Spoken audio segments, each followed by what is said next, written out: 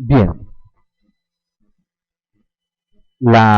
cuando ustedes estudian las cavidades del cuerpo, hay dos cavidades grandes, ¿no es cierto? La cavidad torácica y la cavidad abdominal. Y la cavidad abdominal incluso se divide en dos partes, ¿no? El abdomen mismo y la pelvis. Hay un músculo que divide el tórax del abdomen, ¿ok? Conocido por ustedes, que es el músculo diafragma, ¿ok? El músculo diafragma es un músculo asentado, plano. Se considera que es un músculo que tiene dos fascículos en todas sus dimensiones, ¿ok? Es digástrico, ¿por qué? Porque tiene un fascículo muscular, un tendón y otro fascículo muscular del lado opuesto. Vamos a ver en un gráfico esto. La pregunta que les hacen acá es acerca del músculo diafragma, ¿no? Es falso, lo falso, ¿no? Es un músculo digástrico, dice. Músculo digástrico sí es, ¿no? Porque tiene dos fascículos, tiene un tendón intermedio. El esófago lo atraviesa junto con los vagos, ¿cierto o falso? El esófago atraviesa el músculo de diafragma, obviamente, ¿no es cierto? ¿Por qué? Llega pues de la región cervical hasta el abdomen, tiene que atravesar el diafragma. Junto con los vagos también, ¿ok? Los nervios vagos están delante y atrás del esófago. Más que nervios a esta altura ya son plectos. ¿Ok? ¿Qué otras estructuras atraviesan el diafragma? La vena cava, ¿ok? La arteria aorta y el esófago son las estructuras más grandes que lo atraviesan. Asociado también el conducto torácico atraviesa a la vena cava, perdón, al diafragma. Es un músculo respiratorio, ¿cierto o falso? Obvio, ¿no es cierto? Es el principal músculo respiratorio. Está inervado por el nervio neumogástrico, ¿cierto o falso?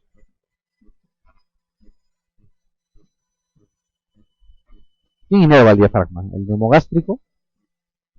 El frénico, ¿no es cierto? El frénico, acuérdense, el frénico nace de C4 y llega al diafragma cerca del centro tendinoso. Okay. Presenta el centro frénico en su centro, ¿cierto? Ya el centro frénico es, digamos, la unión, la conjunción de todos los tendones intermedios de este músculo digástrico. ¿Ok? La D es la respuesta, ¿no es cierto? No es el nervio frénico, no es el nervio neumogástrico, sino el nervio frénico. Muy bien, este es el músculo diafragma, ¿verdad? Un músculo asintado, plano, ¿no? De forma ovalada, que tiene un tendón intermedio al centro. Entonces, si ustedes se fijan, es un músculo digástrico, ¿no? Nace de las arcadas costales de ligamentos, de engrosamientos, de aponeurosis, que van a estar abrazando al músculo psoas, al cuadrado de los lomos, y después se va a adosar a la cara endotorácica de los cartílagos costales y las costillas. Entonces, el músculo tiene fascículos. Por ejemplo, acá agarramos este fascículo, un fascículo que va de la cavidad interna, de la cara interna costal, del lado derecho, de la parte posterior, se va hacia adelante, llega al centro frénico, hace un tendón largo y después vuelve a ser muscular y se inserta en el lado contralateral, ¿no? Por eso es un músculo digástrico. ¿Qué más? El músculo diafragma va a estar atravesado por algunas estructuras, ¿no? Uno es la vena cava, ¿no? Otra es el esófago y más hacia atrás está la arteria aorta, ¿no? Que son las tres grandes estructuras, grandes vasos que van a atravesar el diafragma. ¿Qué más? Está inervado por el nervio frénico, ¿no? Estos son los nerviecitos frénicos, ¿no? Ambos lados, cerca al centro frénico. ¿Qué más deben recordar del músculo diafragma? El músculo diafragma es un músculo respiratorio, ¿no? Al contraerse, desciende el piso del tórax y hace presión negativa y ayuda a la expansión pulmonar. Hay algunas zonas, ¿no? En la parte anterior, por ejemplo, hay unos fascículos que van del apéndice cifoides hacia el centro tendinoso y de las carillas costales hacia el centro tendinoso. Entre estos hay unas zonas débiles por las cuales eventualmente pueden salir algunas hernias, ¿no? Esos son los triángulos anteriores o triángulos de Morgani. Las hernias de Morgani atraviesan estos espacios. ¿Okay? Hacia atrás puede existir zonas débiles, especialmente por delante del cuadrado lumbar o cuadrado de los lomos, por donde pueden pasar algunas estructuras del abdomen al tórax, ¿no? Ese triángulo se llama el triángulo de Bogdalet, ¿no? Y por ahí atraviesan las hernias de Bogdalet hacia el tórax, ¿no? Contenido del abdomen hacia el tórax. Muy bien. Ok, vamos a hablar algo ahora de lo que es el corazón y algo de las arterias coronarias. Ok, el corazón, ¿qué cosa es? ¿No es cierto? Sabemos que es un órgano hueco, ¿no? Es un músculo hueco. Este músculo hueco tiene 4 cavidades, eso está de más decirles, 2 aurículas, 2 ventrículos, que están unidos entre sí por las válvulas auriculoventriculares. El corazón tiene un eje, ¿ok? Que va de la base, que está hacia atrás, a la punta o al ápex, ¿no? Y su eje es de derecha a izquierda, de atrás hacia adelante y de arriba hacia abajo. Okay. En la parte anterior vamos a encontrar que está ocupando gran parte de esta cara anterior el ventrículo derecho y parte de la aurícula derecha. La parte inferior está formada parte por el ventrículo derecho y por el ventrículo izquierdo. Y la base, la parte más posterior, está formada por la aurícula izquierda. ¿Qué cosas pueden preguntarles de la anatomía del corazón? ¿No? Les pueden preguntar estas estructuras, ¿no? Los senos pericárdicos. ¿Por qué es importante? ¿Por qué son importantes los senos pericárdicos? ¿No? Esta es una vista posterior, donde se ve cómo se refleja el pericardio visceral abrazando a todas las venas y a las arterias. Vamos a ver las anteriores. Esta estructura que ven acá es el pericardio. ¿Okay? El pericardio, como toda serosa, tiene 2 hojas, ¿cierto?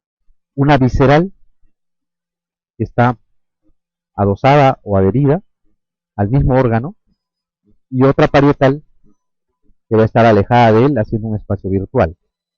La línea de reflexión del pericardio, o sea, donde deja de ser parietal y pasa a ser visceral, es esta, ¿cierto? Acá, en la parte superior de los conos arteriales, hay 2 conos arteriales en el corazón, un cono arterial de la aorta, un cono de la pulmonar. La línea de reflexión del pericardio va a abrazar a estas 2 arterias, ¿no? Las va a abrazar y va a formar una especie de estuche a esas 2 arterias, ¿ok? Además, esta línea de reflexión pericárdica va a abrazar a todas las venas, ¿no? Va a abrazar a la vena cava superior, se va a dirigir hacia abajo, va a abrazar a la vena cava inferior, se va a dirigir otra vez hacia arriba, va a abrazar a las 2 venas pulmonares derechas, va a hacer un receso hacia atrás y va a abrazar a las pulmonares izquierdas y va a formar esto, ¿no es cierto?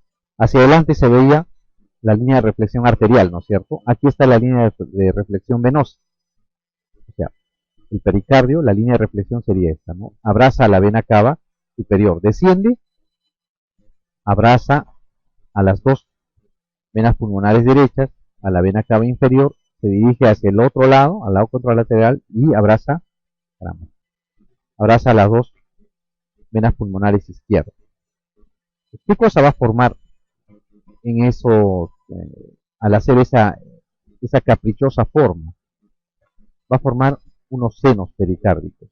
Senos se refieren a que son espacios por donde se puede atravesar. ¿Okay? Hay un seno pericárdico transverso, que es este, ¿no? Si se fijan qué cosa está dividiendo este seno pericárdico, está dividiendo las arterias, la arteria aorta y la pulmonar, de todas las venas que están hacia atrás, ¿no? Vena cava, venas pulmonares, vena cava inferior. ¿Okay? Entonces, ese seno pericárdico transverso sirve para, por ejemplo, cuando van a hacer circulación extracorpórea, atraviesan este seno y separan los dos grandes vasos arteriales de la circulación venosa. Los pueden ligar y conectar al aparato de circulación extracorpórea. Tiene utilidad clínica, sí, y mucha, y por eso podrían preguntarle. El seno transverso pericárdico, ¿qué cosa va a separar? Los conos arteriales, ¿no? Aórtico y pulmonar, de los grandes vasos venosos. ¿Ok? Hay otro seno que tiene menos importancia, que es el seno pericárdico oblicuo. Si se fijan, acá hay una especie de entrada, ¿no es cierto? Donde está la flechita. Es el seno pericárdico oblicuo. Importancia tiene básicamente anatómica porque está en relación con el esófago. ¿Ok? Con el esófago. Muy bien. Después que vemos el pericardio, cuando ustedes abren las estructuras, las cavidades, van a encontrar dentro de las cavidades algunas características, algunos detalles que tienen que conocer, ¿no? La aurícula derecha, por ejemplo, tiene un eje que va a ser más o menos horizontal, ¿no? Tiene una cara superior, una inferior, una pared posterior, una externa, una interna y una anterior, ¿ok? Es como un cubo alargado en diámetro vertical. La aurícula derecha es entre las dos aurículas, es la que más estructuras y más detalles tiene, ¿no? Como ven acá, tiene varios detalles. ¿Qué cosas va a tener? Cosas importantes. Primero, la pared interna. La pared interna está formada por el tabique interauricular, ¿verdad? Ese tabique interauricular, recuerden que en la formación del feto se forma debido al crecimiento de dos polos, ¿okay?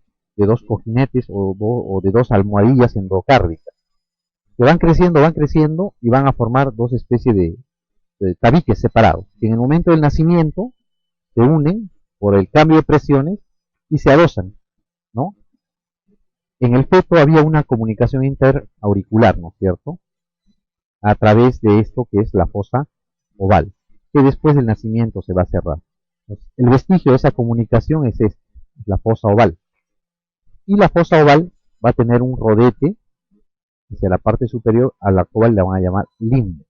Importante conocer la fosa oval, sí, porque es la zona donde puede haber las comunicaciones interauriculares. Eso en la parte interna en la pared interna, digamos, de la aurícula derecha. ¿Qué cosa deben recordar también? Hacia la parte superior está el orificio de la vena cava superior, pero hacia la parte inferior está el orificio de la vena cava inferior y tiene un repliegue endocárdico, un pliegue acá, a la cual le van a llamar la válvula de Eustaquio. ¿Ok? Entonces, la válvula de Eustaquio está en la desembocadura de la vena cava inferior. No tiene utilidad práctica, pero sí cuando hacen los cardiólogos hemodinamia, les puede ayudar para ubicarse más o menos dónde pueden encontrar el nódulo auriculoventricular. Es un reparo anatómico. ¿Ok? ¿Qué otra cosa van a encontrar? El corazón como tal es el encargado de bombear la sangre, ¿no es cierto?, a toda la circulación. Pero el corazón está irrigado por las venas, perdón, por las arterias coronarias. Así como tiene arterias coronarias, tiene venas coronarias. Y las venas coronarias van a llegar hasta la aurícula derecha y van a desembocar a través de un orificio que es el seno coronario. Ese seno coronario, igual que la vena cava inferior, tiene su pliegue. Y ese pliegue se le conoce como la válvula de TBC. ¿Ok? ¿Qué otras estructuras hay? Van a ver estas estructuras acá a manera de cordoncitos, ¿no? Estos son los músculos pectíneos, son músculos papilares de segundo orden, ¿no? Músculos pectíneos. En la parte interna, no, perdón, hacia la parte posterior, entre la vena cava superior y la vena cava inferior, hay una cresta que está acá, ¿no? Esta es la cresta terminal, o terminalis, se llama, o la cresta de His, algunos le llaman. ¿Por qué es importante esta cresta? En esta cresta se va a encontrar el nódulo sinusal, ¿ya? El nódulo sinusal, que es el marcapaso natural del corazón. ¿Okay? Vamos a ver más adelante que el corazón tiene un circuito eléctrico y el que da el ritmo cardíaco es el nódulo sinusal, ¿verdad? El nódulo sinusal está ahí. De la aurícula derecha, que tiene un montón de accidentes, ¿qué cosa van a recordar estos que están envueltos en círculos rojos, ¿no? La cresta terminal, porque está en relación con el nódulo sinusal, la válvula de Tevesio, la válvula de Eustaquio, respecto al seno coronario y la vena cava inferior, y la fosa oval, ¿no? La fosa oval, que es la comunicación o está en el septum interauricular. Muy bien. Luego tenemos el ventrículo derecho. El ventrículo derecho se comunica con la aurícula derecha por la válvula tricúspide, ¿no es cierto?, de 3 lados. Esta válvula tricúspide va a estar unida al ventrículo mediante los músculos papilares, ¿no?, que van a tener unas cuerdas tendinosas que van a llegar al vértice de las válvulas. Ahora, ¿qué estructuras deben recordar acá? Una de las estructuras es esta, ¿no? Es un músculo papilar de segundo orden que va de la cara o del tabique interventricular hacia el músculo papilar anterior. Este cordoncito, ¿no? Esta es la banda moderadora o la trabécula septomarginal, le llaman. Esta banda moderadora o esta trabécula es importante, ¿por qué? Porque por ahí está discurriendo la rama derecha del haz de His. ¿Ok? Vamos a ver más adelante cómo está distribuido el circuito cardíaco, el circuito eléctrico. La rama derecha del haz de His es el que va a dar, digamos, la inervación a todo el ventrículo derecho, ¿no? Arranca y por ahí va. ¿Qué otra cosa? Vamos a encontrar acá una prominencia muscular, que es la cresta supraventricular, acá. A esta cresta supraventricular también se le llama el espolón de Wolff. ¿Por qué es importante esta cresta supraventricular? Porque va a ser o va a dar la división entre la zona venosa de entrada del ventrículo y la zona de salida, ¿ok? O el cono arterial, si quieren, de la arteria pulmonar, ¿ya? Cuando hacen hemodinamia, sirve también como reparo anatómico. Entonces, del ventrículo derecho van a recordar esas dos cosas: la cresta supraventricular, o el espolón de Wolff, si quieren, y la trabécula septomarginal, ¿no? ¿Por qué? Porque por ahí está la rama derecha de la cresta. En el lado izquierdo es más sencillo, ¿no? En el lado izquierdo, en la aurícula izquierda, lo que van a recordar va a ser el tabique interauricular con la fosa oval, la homóloga del lado opuesto, y los orificios de las venas pulmonares. No tiene mayores accidentes. Y el ventrículo izquierdo es una cavidad o una pared gruesa, ¿no? Mucho más gruesa que el ventrículo derecho, y mayores accidentes no tiene, o sea, mayores detalles anatómicos no tiene, más que dos músculos papilares, uno anterior y uno posterior, que van a unir o van a estar sujetando a las dos válvulas aurículo-ventriculares. Entonces, recuerden, el lado derecho es el que tiene más estructuras anatómicas que deben recordar. Este es un esquema que les sirve cómo es la irrigación a través de las arterias coronarias, ¿no? Las arterias coronarias nacen en los senos coronarios. Los senos coronarios son estos. Este es un corte de la arteria aorta que tiene sus válvulas, ¿no? Las válvulas sigmoideas se llaman. Cuando la sangre sale del corazón a través de la arteria aorta, estas válvulas están abiertas, ¿no? Sale a través del corazón. Llega un momento en que el corazón deja de bombear, el ventrículo se relaja. La sangre tiende a caer. Al caer, por gravedad, se cierran estas válvulas. Al cerrarse, la sangre que cae va a pasar hacia las arterias coronarias, irrigando el corazón. ¿Ok? Por ende, se deduce que la sangre va a llegar al corazón cuando el músculo está en diástole, ¿no es cierto? Cuando está relajado. ¿Ok? De ahí viene que el músculo del miocardio se relaja cuando está relajado. Ok. Las arterias coronarias son estas, ¿no? Son dos las arterias coronarias. Una arteria coronaria derecha y una arteria coronaria izquierda. La arteria coronaria derecha sale del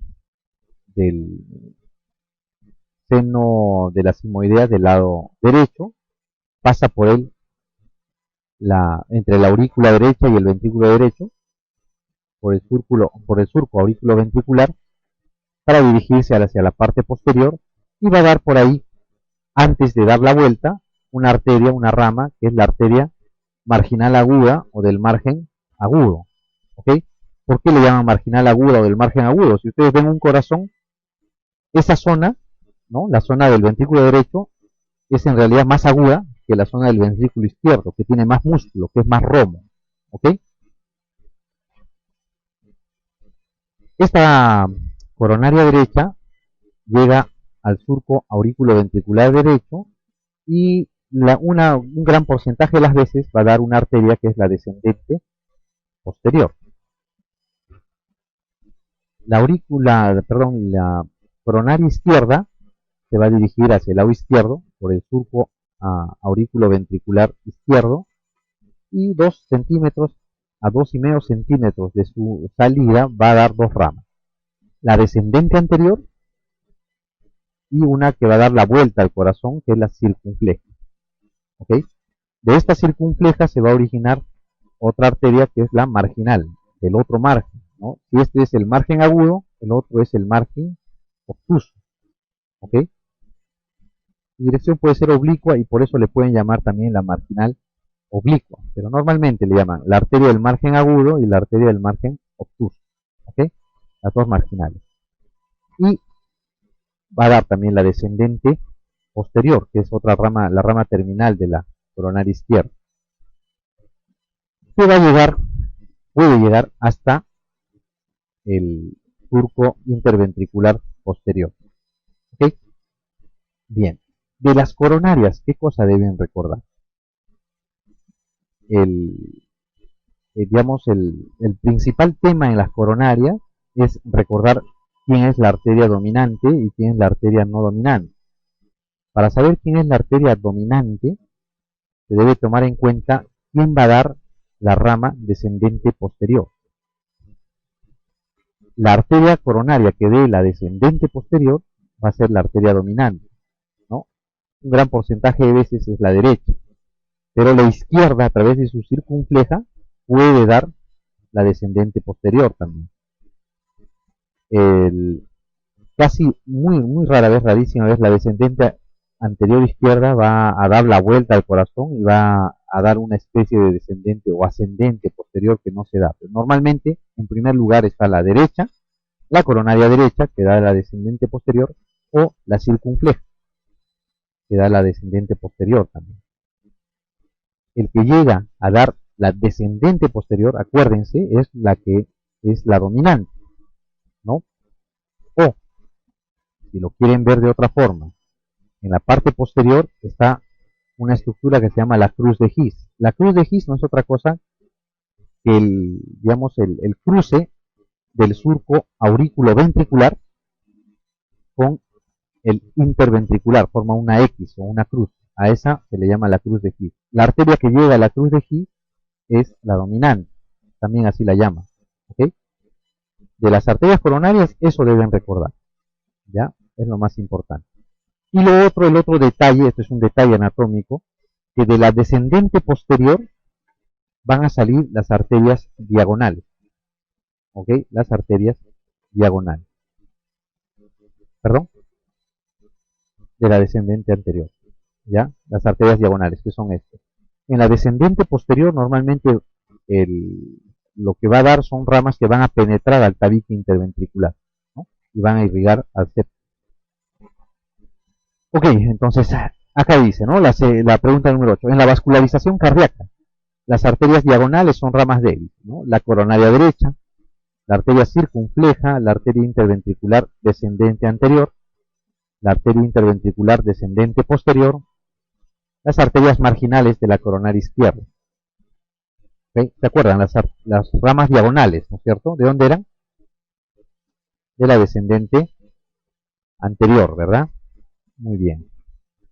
La 9 dice, respecto a la circulación coronaria, ¿no? Del corazón, una redundancia. Y la dominancia cardíaca está dada por, ¿no? ¿Se acuerdan? La dominancia. Dice, la arteria que irriga el margen agudo, la arteria que da la descendente anterior, la arteria circunfleja, la arteria que da la descendente posterior, o la arteria que irriga la aurícula izquierda. ¿Cuál era? La que da la descendente posterior, ¿no es cierto? O si quieren, o les pueden preguntar también, o como alternativa podría estar la arteria que llega a la cruz de His, ¿no es cierto? La cruz de His, que es la encrucijada entre ¿qué? Entre el surco auriculoventricular y el tabique interventricular posterior. Esa es la cruz de His. La D es la respuesta ahí, ¿verdad? Muy bien. Vamos a hablar algo del sistema eléctrico del corazón, ¿no? Esto lo conocen ustedes. El sistema eléctrico del corazón, el corazón, por ser un músculo que tiene que tener un automatismo para bombear la sangre a todo el organismo, tiene un automatismo eléctrico también. Ese automatismo eléctrico nace en el nódulo sinusal, ¿no? El nódulo sinusal está en la aurícula derecha, ¿no? Acuérdense en relación con la cresta marginal, ¿no? Esta cresta que está acá va a contener al nódulo sinusal. Del nódulo sinusal van a salir normalmente 3 tractos, ¿no? Que van a dirigirse hasta el nódulo auriculoventricular. Este nódulo auriculoventricular va a dar un haz único, grueso, que se llama el haz de His. Este haz de His va a dividirse en 2 ramas. Una rama izquierda y una rama derecha. La rama derecha, acuérdense, iba por el tabique, por el músculo papilar de segundo orden, ¿no? Que está en el ventrículo derecho. Por ahí es su camino. Pero ¿qué cosa deben recordar ustedes del sistema eléctrico del corazón? ¿No? El nódulo sinusal es el marcapaso del corazón. Es el que primero da la descarga eléctrica, que viaja por los tractos internodales, le llaman, o sea, que están entre el nódulo sinusal y el nódulo auriculoventricular, ¿no? De este nódulo auriculoventricular sale el haz de His, que es una estructura nerviosa, gruesa, la cual se va a dividir en 2 ramas, ¿no? Una rama izquierda y una rama derecha. La rama izquierda inclusive se va a subdividir en 2 ramas, ¿ok? En 2 subramitas. Entonces, hay incluso un haz, que es el haz de Bachmann, que se va a dirigir hacia la aurícula izquierda, ¿ok? Que va a estar sincronizado con el nódulo sinusal, que va a servir para la contracción de la aurícula izquierda, ¿ok?